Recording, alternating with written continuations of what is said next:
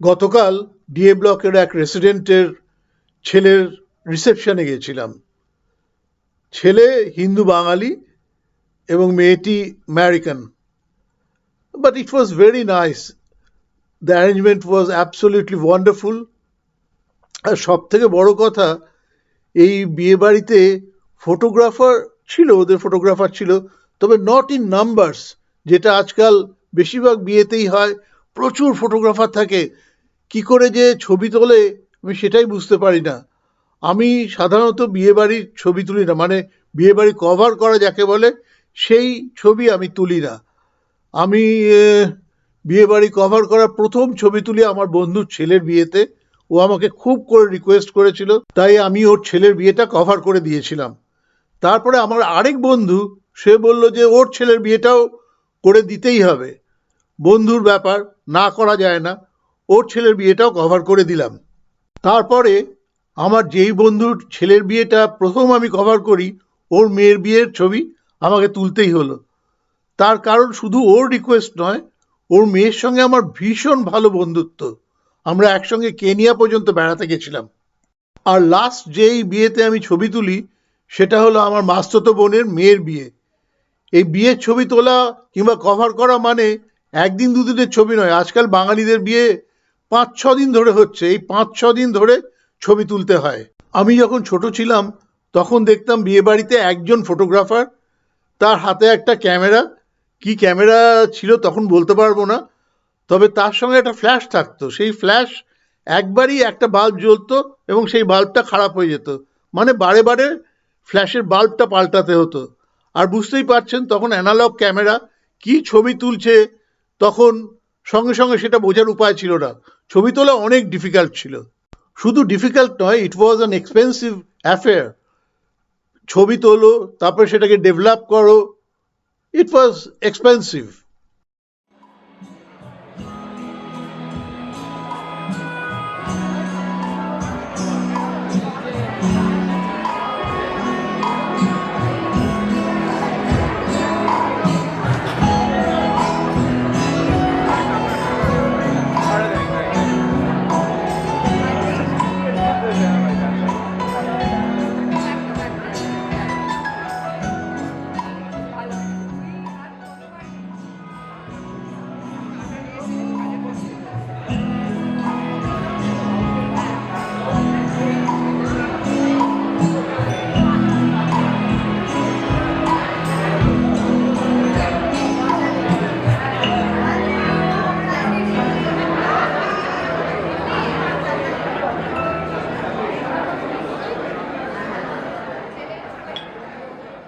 আমি খুব সাধারণ মধ্যবিত্ত বাঙালির ছেলে। আমি খুব সাধারণভাবেই বড় হয়েছি।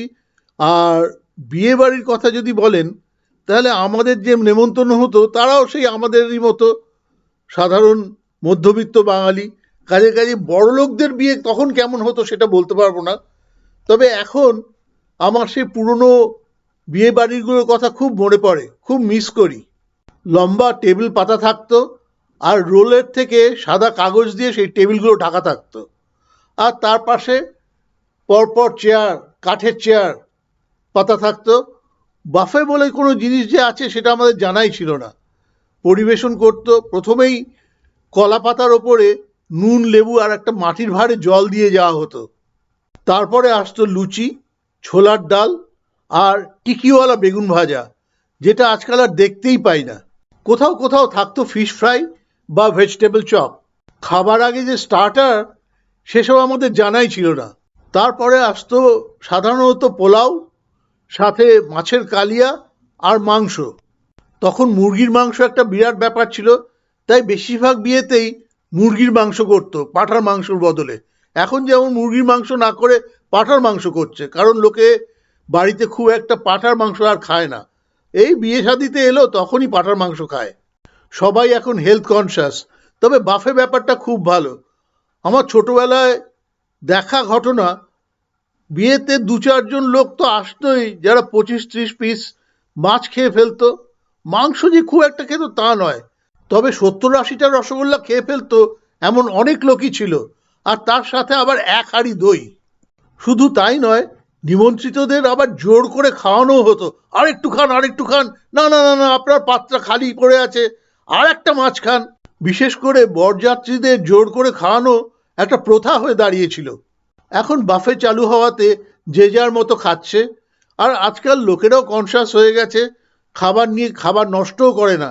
এক সময় দেখতাম কত লোক খাবার নিচ্ছে অথচ না খেয়ে ফেলে রেখে উঠে চলে যাচ্ছে। আমি জানি না আপনারা কজন বাড়িতে ভিয়েন বসিয়ে মিষ্টি তৈরি করা দেখেছেন। আমার ছোটবেলায় অনেক বিয়েতেই বাড়ির মধ্যেই ভিয়েন বসতো আর কারিগররা এসে মিষ্টি তৈরি করতো, তাতে একটু সস্তা পড়তো এই আর কি। আর এখন তো ইভেন্ট ম্যানেজমেন্ট, আপনাকে কিচ্ছু করতে হবে না, আপনি খালি ইভেন্ট ম্যানেজারকে বলে দিন আপনার এই চাই আর সঙ্গে পয়সাটা দিয়ে দেবেন, তাহলেই একদম সব আপনার দোরগোড়ায় পৌঁছে যাবে। শুধু তাই নয়, ইভেন্ট ম্যানেজারও আপনাকে আইডিয়া দিয়ে দেবে এবং তার সঙ্গে কোনটার সঙ্গে কেমন প্যাকেজ সেটাও জানিয়ে দেবে। আপনি যেমন অ্যাফোর্ড করতে পারবেন তেমন প্যাকেজ নেবেন। আর ফটোগ্রাফির জন্যে গুচ্ছের ক্যামেরাম্যান, সেলফি স্পট আর দরকার হলে দুটো ড্রোনও উড়িয়ে দেবে। বাঙালিরা কিন্তু দারুণ অ্যাডাপ্ট করতে পারে। সঙ্গীত আর গায়ে হলুদকে আজকাল বলছে হলদি, আর আইবুড়ো ভাত তো আছেই, আর তার সঙ্গে বিয়ে, বউ ভাত এ তো আছেই।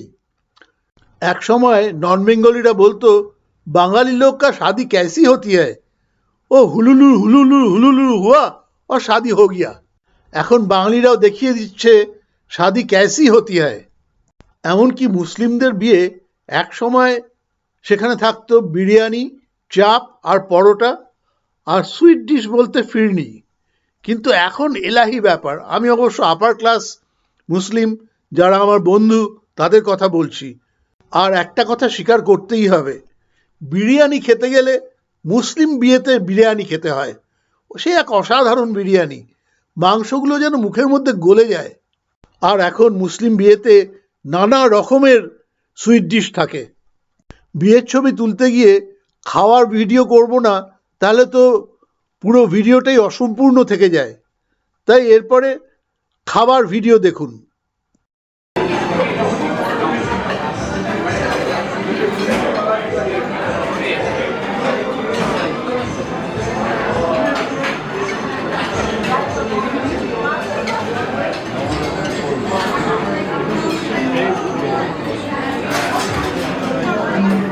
একটা পেলাম খুঁজে পেয়ে।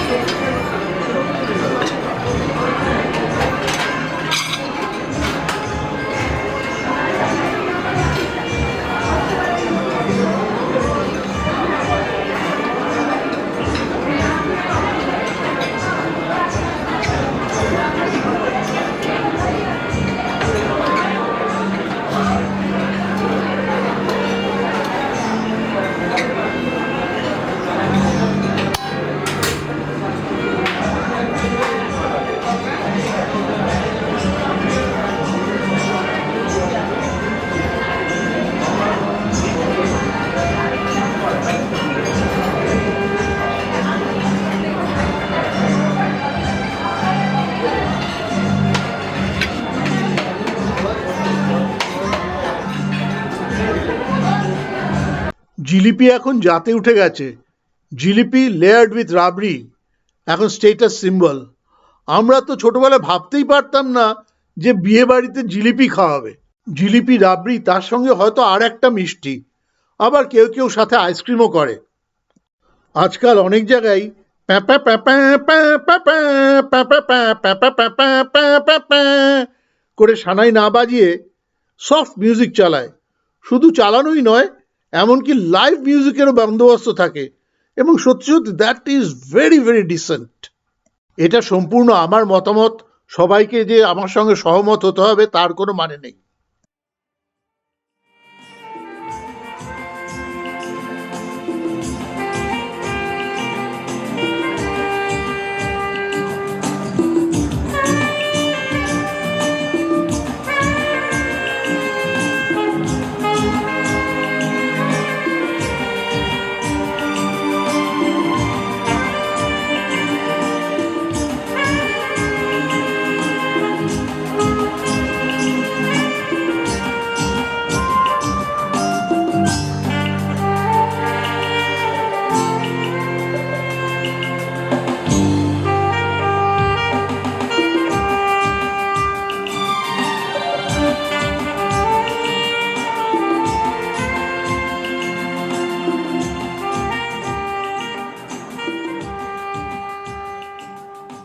অনুষ্ঠানটা হলো সিটি সেন্টার 1-এর রয়্যাল বেঙ্গল রুমে।